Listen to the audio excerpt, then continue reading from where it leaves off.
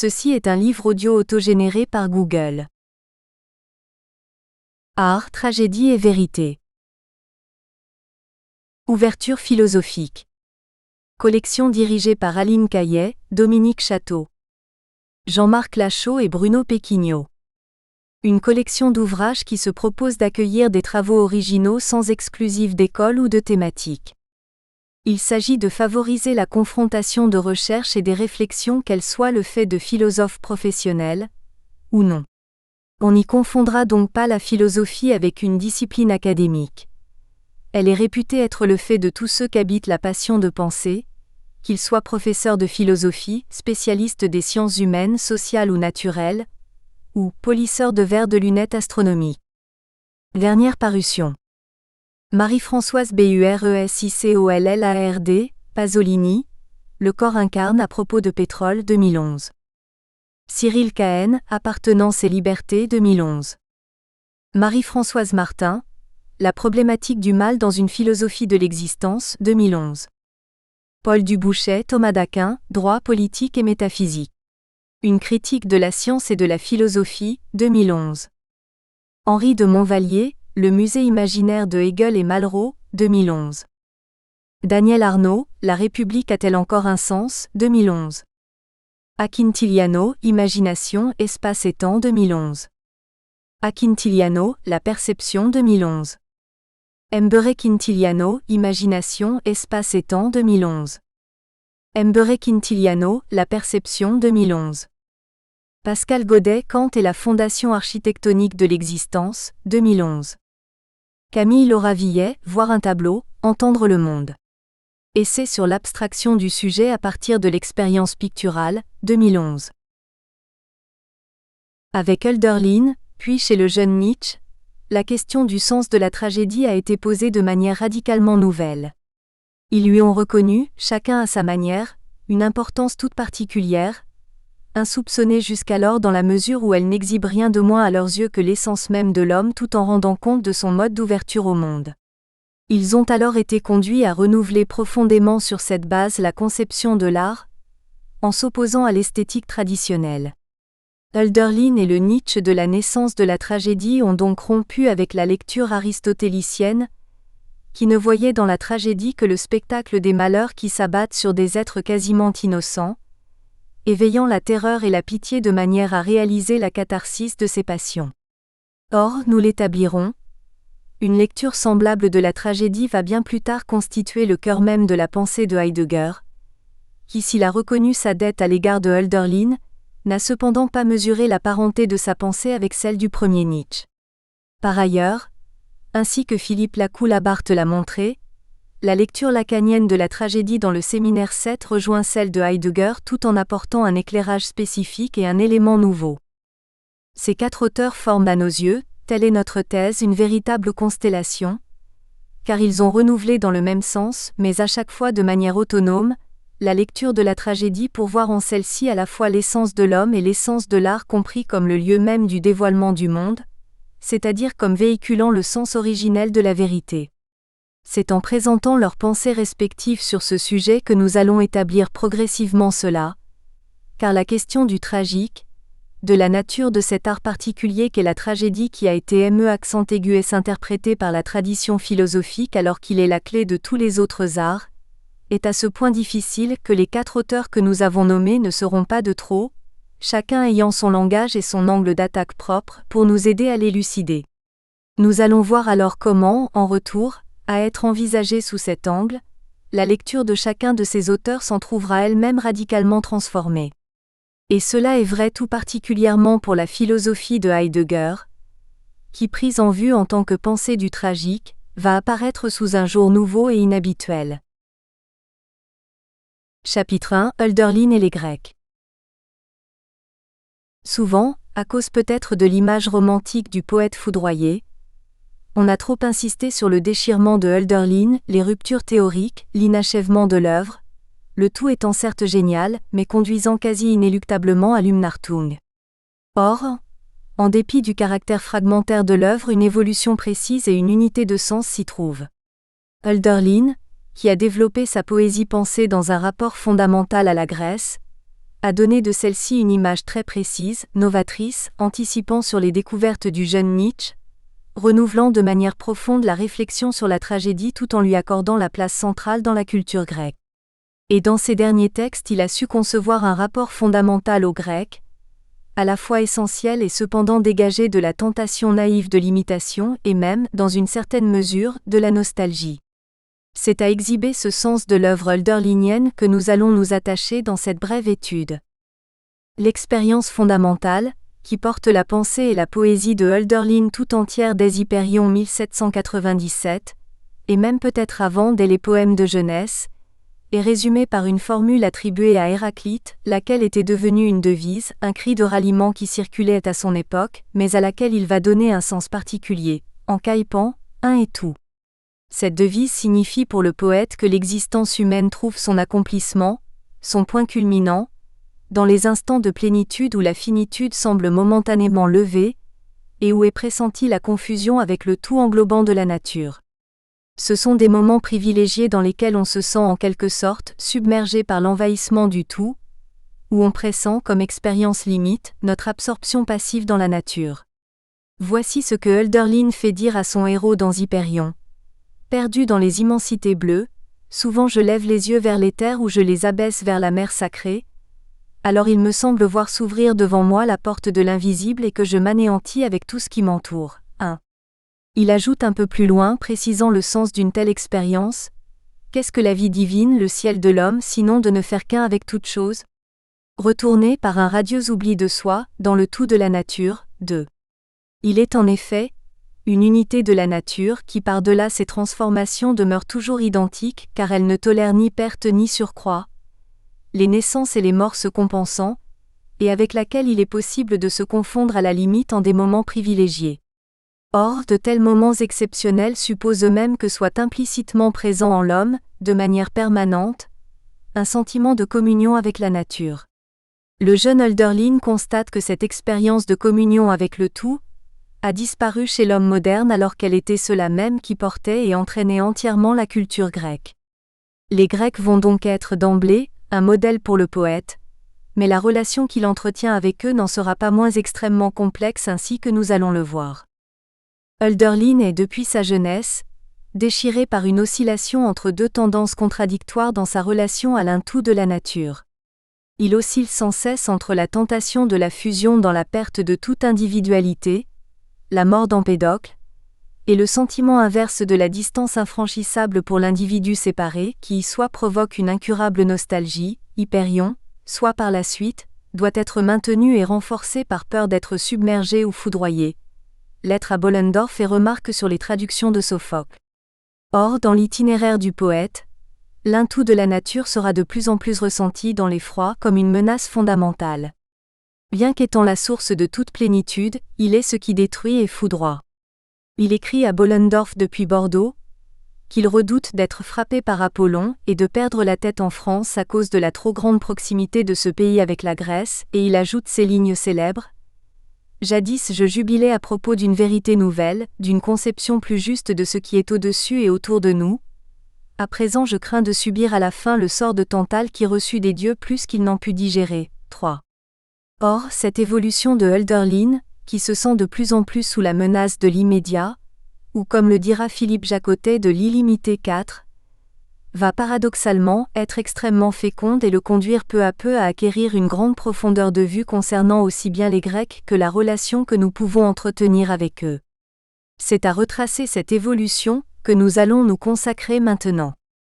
Pour Hölderlin, nous l'avons déjà suggéré, les Grecs furent l'humanité qui vécut à la hauteur de l'Encaïpan. Évoquant l'Antiquité grecque, le héros d'Hyperion s'écrie « Ne me parle pas de ces temps-là. » C'était alors une vie divine, où l'homme était le centre de la nature. 5. Hölderlin sait bien en effet que c'est toujours la nature qui est célébrée à travers le culte rendu aux dieux, car ils ne sont que des manifestations particulières de celle-ci, des personnifications des éléments ou des forces naturelles. Or, chez le premier Hölderlin, la nature est pensée, à l'instar de Schelin et de Spinoza, dans le cadre d'une sorte de panthéisme. Il faut alors comprendre qu'il est une identité spirituelle de la nature par-delà ses différences, une âme du monde, qu'il s'agirait de rejoindre par intuition intellectuelle Anschauung. En effet, Hölderlin qui comme Schelin s'inspire à cette époque de Fichte tout en détournant sa pensée, fait du pur moi accédant à lui-même, c'est-à-dire à sa propre identité, le lieu dans lequel l'identité immanente à la nature en vient à se saisir elle-même. Or, si Hölderlin semble ainsi s'orienter dans la même direction que Schelin, il s'en distingue cependant dans la mesure où dès le début le sens de cette intuition intellectuelle est infléchi de la manière suivante. Le moi tend à être submergé par l'envahissement du tout de sorte que la communion avec la nature va être plutôt pensée comme l'expérience limite d'une absorption conduisant finalement à une perte de conscience. Dans le roman Hyperion, le héros éponyme est un jeune grec moderne qui participera à un épisode de la guerre de libération contre les Turcs et qui vit dans la nostalgie de la Grèce antique. Il constate que nous, les modernes, nous avons perdu cette ouverture grecque à la totalité, qui n'est rien d'autre que l'expérience même de la beauté 6. La beauté était pour eux, pour Héraclite par exemple, l'expérience même de la nature comme l'un qui diffère en soi-même, l'endiaphéron et Autocète. Quant à nous modernes, notre expérience la plus courante est celle de la séparation. Nous sommes exclus de la totalité enfermés dans un douloureux sentiment de solitude 8. Déçu par la Grèce moderne, accablé par la mort de la femme qu'il aimait, Diotima, ses dernières lettres à son ami Bellarmin écrites d'Allemagne alors qu'arrive le printemps, sont cependant pleines d'espoir et célèbrent la nature considérée à la manière d'Héraclite, comme un tout qui diffère en lui-même. Les dissonances du monde sont comme la querelle des amants. La réconciliation habite la dispute, et tout ce qui a été séparé se rassemble. Les artères qui partent du cœur y reviennent, tout n'est qu'une seule vie brûlante, éternelle, 9. Dès le premier fragment d'Hyperion 1794, publié dans la revue de Schiller, la revue Thalia, le héros confiait son rêve d'abolir le fardeau de la finitude, c'est-à-dire de l'existence déterminée, individuée et donc séparée de la totalité. C'est de là que va naître le projet de la tragédie inachevée La mort d'Empédocle, 1798 à 1799, qui est anticipée dès Hyperion. La nostalgie de l'encaïpan conduit en effet à un désir de mort conçu comme expérience mystique et panthéiste d'accès à l'éternité par une fusion avec le tout éternel de la nature. Le roman évoque déjà cet irrésistible désir d'être tout qui gronde aux profondeurs de notre âme comme le titan sous Etna, 10. Voici alors ce qu'il écrira plus loin, « Je suis monté sur Etna. Là je me suis souvenu du grand Sicilien qui jadis, là de compter les heures, proche de l'âme du monde malgré son téméraire goût de vivre se jeta dans les flammes admirables. 11. La tragédie La mort d'Empédocle représente en quelque sorte la radicalisation de la problématique d'Hyperion. Il ne s'agit pas seulement de retrouver l'encaïpan dans la finitude à travers une expérience limite de ravissement, mais bien de s'unir à celui-ci par la mort. Etna représente l'intérieur de la nature, et donc en quelque sorte l'unité dernière, ou mieux, l'identité qui constitue le fond éternel de celle-ci qu'il s'agit alors de rejoindre, auquel il s'agit de s'unir dans une perspective panthéiste. La tragédie d'Empédocle, dont il existe plusieurs versions toutes inachevées, conduit à une impasse et se situe donc à un tournant fondamental dans l'itinéraire du poète. En effet, la recherche passionnée de la fusion avec la nature qui le guidait jusque-là va prendre au contraire un sens négatif et se transformera, à partir de 1800, en crainte de succomber à l'immédiat. Or, nous allons le voir, c'est une telle menace qui commande l'évolution du poète, c'est-à-dire sa rupture avec l'idéalisme.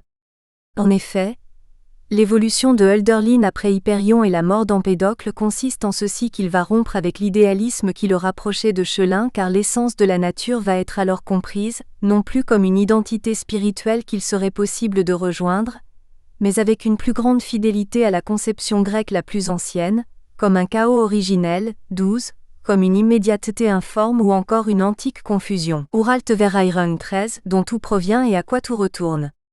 L'approche de celle-ci devient ainsi impossible et menaçante pour les êtres individués, c'est-à-dire pour toute existence déterminée et limitée qui en est cependant issue. L'un tout chaotique de la nature est maintenant cette origine éternelle, mais inapprochable, de toute chose qui finit par tout reprendre en elle. Il est ce dans l'immanence de quoi les choses se déploient, mais qu'elles ne rejoindront véritablement qu'en revenant s'y perdre.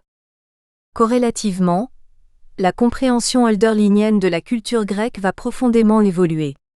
En effet, la communion des Grecs avec la nature en son tout ne sera plus interprétée comme une paisible harmonie avec celle-ci, mais elle va être comprise maintenant sur la base d'une tendance originelle, inquiétante et mortifère, à se perdre dans l'illimité, c'est-à-dire comme prenant tout d'abord la forme d'une recherche de la fusion illimitée conduisant à la mort pure et simple.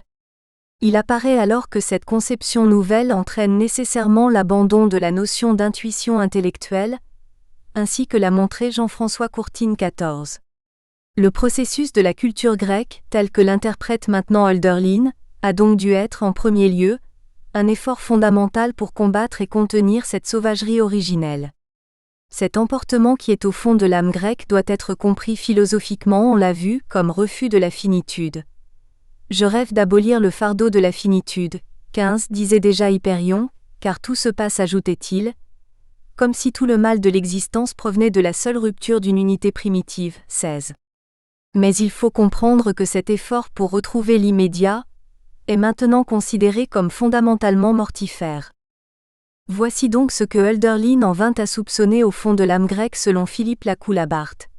Hölderlin soupçonne chez les Grecs, dans leur nature ou leur naïveté originelle, l'élément oriental en eux, dit-il, une sauvagerie, une violence, une fureur mystique, entre disposition à la transe ou à l'extase et désir insensé de s'égaler au divin. C'est la folie grecque, la mania, l'emportement terrifiant de l'indifférenciation. Traduite en termes philosophiques, elle signifie la volonté d'accès à la collusion avec l'immédiat, le devenir un illimité avec l'en-soi, le franchissement des bornes de l'expérience finie. 17.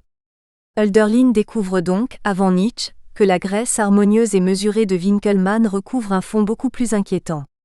En effet, pour Hölderlin, à partir de 1800, le propre des Grecs, ce qui leur est en quelque sorte naturel, est ce qu'il appelle le feu du ciel, le pathétisme sacré, ou encore le feu oriental. Il y a au fond de l'âme grecque un élément oriental, 18. Et cet élément oriental ne se manifeste pas seulement par une fureur mystique, mais sous les traits d'un désir de mort ainsi que le montre Antigone et aussi la tragédie grecque de Hölderlin, la mort d'Empédocle qui doit maintenant être comprise rétrospectivement, à la lumière de l'évolution du poète, non plus comme expérience panthéiste, mais comme vœu de confusion mortifère avec l'immédiat. Dans cette tragédie inachevée, que nous avons déjà évoquée, Empédocle affirme ne pas supporter l'existence, uniquement parce qu'elle est toujours bornée et particulière. C'est pourquoi il va finalement s'unir par la mort volontaire à la nature infinie, 19, en se jetant dans Etna. Il y aurait donc au fond de l'homme un désir impossible, car mortifère, de retrouver cette confusion avec la nature, que nous avons perdue avec la naissance, que nous retrouverons dans la mort. Or, ce désir mortifère qui caractérise tout particulièrement l'homme grec a dû, nécessairement, être médiatisé par la culture. Dans la première lettre à Böhendorf, celle du 4 décembre 1820, Hölderlin pose en effet le principe paradoxal suivant.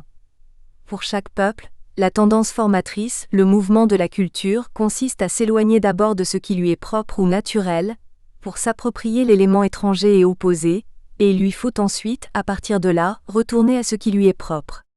Un peuple ne peut donc s'accomplir que s'il s'approprie culturellement, en le médiatisant, ce qui au départ ne lui est propre que de manière immédiate et irréfléchie. Or cela n'est possible, selon Hölderlin, que s'il s'en détache d'abord totalement, pour conquérir ce qui lui est étranger et opposé, afin de le retrouver ensuite, à partir de là, de le regagner, mais dans une distance essentielle, de manière médiate, et donc de manière culturelle. Hölderlin ajoute dans la lettre à Böhendorf qu'il s'agit, par cette médiation, d'accéder au libre usage de ce qui nous est propre. Et c'est le plus difficile. C'est pourquoi, paradoxalement, il est plus aisé pour un peuple d'exceller dans ce qui lui est étranger que dans ce qui lui est propre. Or, ce qui est naturel chez les Grecs, nous venons de le voir, c'est le feu du ciel. Tout l'effort culturel des Grecs devra donc être de médiatiser ce pathétisme sacré, cet emportement excentrique, et donc d'abord de s'en déprendre pour conquérir l'élément étranger. Or, quel est cet élément étranger et opposé au feu oriental ? Cet élément étranger est l'élément occidental, que Hölderlin appelle la sobriété occidentale, la clarté de la représentation, ou encore la sobriété junonienne. Tout l'effort culturel des Grecs va donc être de se déprendre de leur nature orientale, pour tenter d'accéder au domaine le plus opposé, celui de l'institution ou encore du statut, satsung, c'est-à-dire de la différenciation et de l'équilibre. Autrement dit, les Grecs ont eu besoin de toute leur virtuosité et de leur savoir-faire, de leur art, techné, afin de se redresser contre leur emportement oriental et d'accéder à la sobriété, à la clarté, à la mesure. Le tumulte aorgique, qui caractérisait les Grecs, a dû être médiatisé par la clarté de l'exposition, la composition organique. Il s'agit alors de retourner totalement le désir empédocléen de quitter ce monde en volonté inverse de maintenir la distance, la médiation, de bien distinguer et de rester sur la terre. C'est Homère qui, selon Hölderlin, a conquis cela pour les Grecs. Voici en effet ce qu'il écrit dans la lettre à Boehendorf à propos des Grecs. Le pathétisme sacré leur était inné. Par contre, ils excellent à partir d'Homère dans le don d'exposition, car cet homme extraordinaire avait assez d'âme pour ravir au profit de son royaume apollinien la sobriété junonienne de l'Occident et s'approprier ainsi l'élément étranger. 21. Chez Hölderlin, il faut le préciser, Apollon n'est pas le dieu de la clarté et de la mesure, à la différence de Nietzsche, mais bien de l'excès de lumière, du feu du ciel. 22. De sorte qu'il ne s'oppose pas vraiment à Bacchus. 23. Les Grecs ont dû dépasser le pur pathos, la pure sensibilité et conquérir la sobriété, la retenue, le statut. Chez Homère, il ne s'agit pas seulement de la clarté de l'exposition, c'est-à-dire du style, mais cela concerne aussi le contenu. Ainsi, par exemple, dans l'Odyssée, Ulysse finit par résister à la tentation d'une vie éternelle avec la nymphe Calypso, puis à l'appel mortifère des sirènes, qui est tendance à se perdre dans la mer illimitée, et tout cela afin de rejoindre sa femme et de retrouver son statut de roi d'Ithaque. Les Grecs chez qui l'esprit communautaire Bacchus régnait d'abord, ont dû apprendre à se différencier et se saisir comme individus distincts, ce qu'ils ont conquis par l'adresse et les vertus athlétiques, dit Hölderlin dans les Remarques 24. Il leur a donc fallu rejeter, médiatiser, le désir originel de communion et de confusion avec la nature, avec le tout, et assumer leur finitude d'êtres individués, séparés et mortels. Cela suppose aussi, même si Hölderlin n'insiste pas trop sur ce point, que l'homme se place face à la nature environnante et l'utilise à travers un comportement pragmatique. C'est ce qui est suggéré dans la 4e strophe du poème comme au jour de fête. La toute présente nature doit être pour une part réduite à la servitude, les forces des dieux qui sont en elle ne doivent ainsi apparaître d'abord que sous figure de cerf, dit Hölderlin. C'est donc à travers l'usage pragmatique seulement, que la nature nous apparaît d'abord. Le refus du pathos, la retenue, le statut, la mesure vont alors constituer un aspect essentiel de l'existence grecque. Mais selon la première lettre à Boehendorf, un peuple ne peut s'accomplir pleinement que s'il retourne à ce qui lui est propre et se l'approprie à nouveau, à partir de la médiation par l'élément étranger, c'est-à-dire ici, la sobriété junonienne. Pour comprendre les Grecs, il faut donc décrire cette troisième étape. Mais cette troisième étape représente l'expérience de l'encaïpan, laquelle maintenant suppose une médiation et sera alors comprise sur la base de la... Nous espérons que vous avez apprécié cet aperçu. Pour continuer à écouter ce livre audio sur Google Play Livres, utilisez le lien dans la description de la vidéo.